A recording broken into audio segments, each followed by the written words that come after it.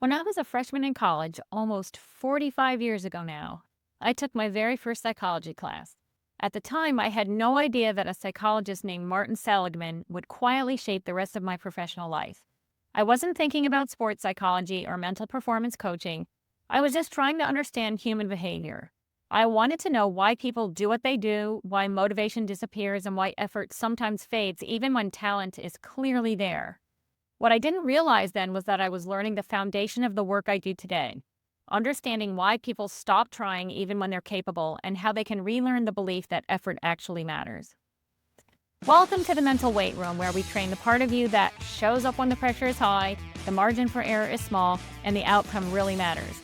I'm your host, Antoinette Daytalk, and today we're lifting a heavy but incredibly important concept in sports psychology: learned helplessness. This episode is part one of a two-part series. Today, we're going to explore what learned helplessness is, where it came from, and how it quietly sabotages athletic performance.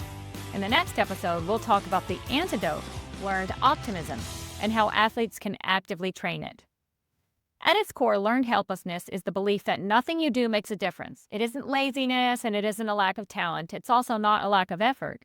Learned helplessness develops when someone repeatedly puts in effort and doesn't see a clear, predictable, or meaningful outcome. Over time, the brain adapts. It stops trying, not because it can't, but because it has learned that trying feels pointless. In sports, this belief often shows up quietly. An athlete might think, "What's the point?" or "It doesn't matter how hard I train." They may believe the coach already has favorites or tell themselves they always mess it up when it counts.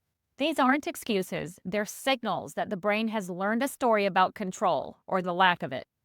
The concept of learned helplessness was first studied in depth in 1967 by psychologists Martin Seligman and Stephen Meyer. Their research was designed to examine how behavior changes when control is removed. In their experiment, dogs were divided into three groups. In the first phase, one group was placed in a harness and received no shocks at all. That was the control group. A second group received electric shocks, but they could stop the shock by pressing a button. The third group also received shocks, but for them, pressing the button did nothing. Sometimes the shock ended, sometimes it didn't. From their perspective, nothing they did mattered. In the second phase of the experiment, all three groups were placed in a shuttle box. A shock was delivered on one side of the box, but escape was easy. All the dogs had to do was jump over a low barrier to the safe side. The control group jumped. The group that had learned that they could stop the shock jumped. But the group that had learned their actions didn't matter didn't move. They just laid down, they whimpered, they endured the shock, not because escape wasn't possible, but because they had learned that escape didn't work. Now, before we go any further, it's important to pause here and acknowledge that research like this, involving shocking animals, would not be allowed today. Modern psychological research and medical research operates under strict ethical guidelines, especially when it comes to the use of animals. Studies involving pain or distress like electric shocks would not meet today's standards. Now, that doesn't invalidate the insight from this work, but it does remind us how much the field of psychology has evolved. What matters is not the method, but the understanding it revealed, that a perceived lack of control can fundamentally change behavior. And athletes don't need electric shocks to develop learned helplessness. They experience it through inconsistent or unclear coaching feedback, being benched without explanation, training hard with no improvement in results, repeated injuries, or constant criticism without instruction. Over time, the nervous system learns a dangerous lesson. My actions don't change the outcome.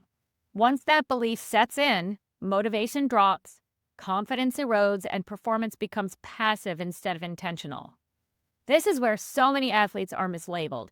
They're called unmotivated, mentally weak, soft, or not competitive enough. But in reality, many of them are psychologically exhausted from trying without control. One of Dr. Seligman's most important contributions was showing that helplessness is learned, which means it can be unlearned. This isn't who the athlete is, it's what their brain has adapted to believe based on experience. An adaptation, especially in sports, is trainable. You can often see learned helplessness in how athletes perform. They start playing not to make mistakes instead of playing to win. They avoid responsibility in big moments. They shut down emotionally after an error. Their affect becomes flat, and they may say, "I don't care," when the truth is that they deeply care. This isn't apathy, it's protection. When effort feels dangerous or pointless, the brain reduces investment to avoid disappointment. This is where mental performance training comes in. Mental training helps athletes rebuild a sense of control. It reconnects effort to specific, repeatable actions.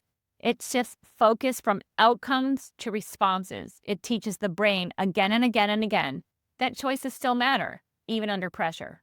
This isn't motivational hype. This is neuroscience. In the next episode, we'll talk about learned optimism and how Dr. Seligman's later work showed that athletes can actively train their mindset, their self-talk, and the response to adversity. Because peak performance doesn't come from pretending things are easy. It comes from believing at the deepest level that what you do next matters. If this episode resonated with you, whether you're an athlete, a parent, or a coach, I invite you to share it with someone who might be quietly carrying the weight of learned helplessness. Write us a review, tap 5 stars, and don't forget to subscribe so you never miss a mental workout. Thanks again for joining me today. This is Coach Antoinette signing off, and until next time, keep training your brain like you train your body and keep pushing your limits.